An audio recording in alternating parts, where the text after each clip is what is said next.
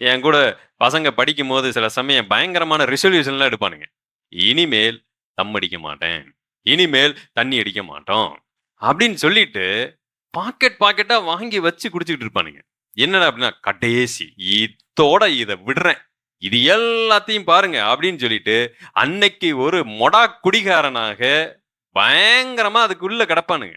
என்னன்னா, அப்படியே விடுறாங்களாமா.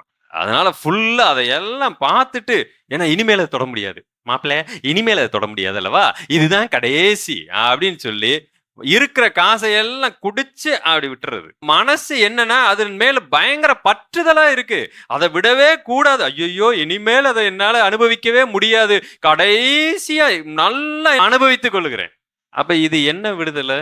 கிறிஸ்டியானிட்டி இந்த விடுதலையை போதிக்கவில்லை.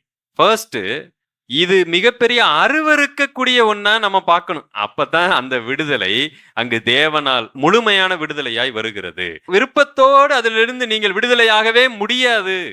உங்களுடைய கெட்ட பழக்க வழக்கங்களாகட்டும், தவறான உறவுகளாகட்டும், இச்சைகளாகட்டும், வேறு எந்த விஷயமாகட்டும், வேற எந்த பாவமா இருந்தாலும் சரி, அது அருவருக்கப்படத்தக்கதுன்னு என்னைக்காவது நீங்க நினைச்சிருக்கீங்களா?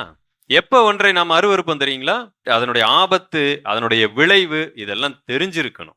நம்ம கூடயே இருக்கும் பொழுது அது நமக்கு அருவருப்பாய் தெரியாது. நம்ம முடிய எடுத்துக்கங்க.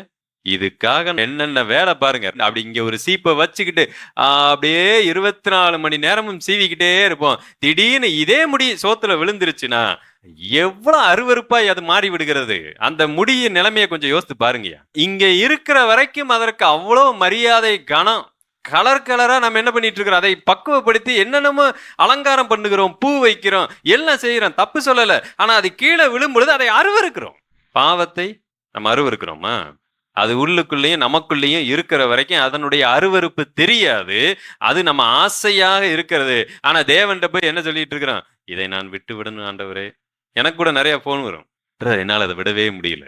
உங்களுக்கு விடணுங்கிற விருப்பமே இல்லையே, எப்படி இதை கரெக்டா கண்டுபிடிச்சிட்டீங்க? அதனாலதான் அதை விட முடியல. வாய் மட்டும் விட வேண்டும் என்று சொல்லுகிறது. ஏன்னா அது குடும்பத்துல சில பிரச்சனை வருது, அதனால சின்ன சின்ன சண்டைகள் வருகிறது, எல்லாமே பிரச்சனையா இருக்கு. ஆனா அது விருப்பமாக இருக்கிறது. அதனால எந்த பின்விளைவுகளும் இல்ல, எந்த பிரச்சனையும் இல்ல, யாருக்கும் அது தெரிய போறதே கிடையாதுன்னு சொன்னா எல்லாரும் அதன் பின்னாடியே ஓடிட்டு இருப்போம். நாம இப்படி சின்ன சின்ன சிக்கல்கள் இருக்கிறதுனாலதான் நாம அதை முதல்ல அதிலிருந்து வெளியில வரணும்னே விரும்ப போறோம். அதற்கு பெயர் உண்மையான விடுதலை இல்லை.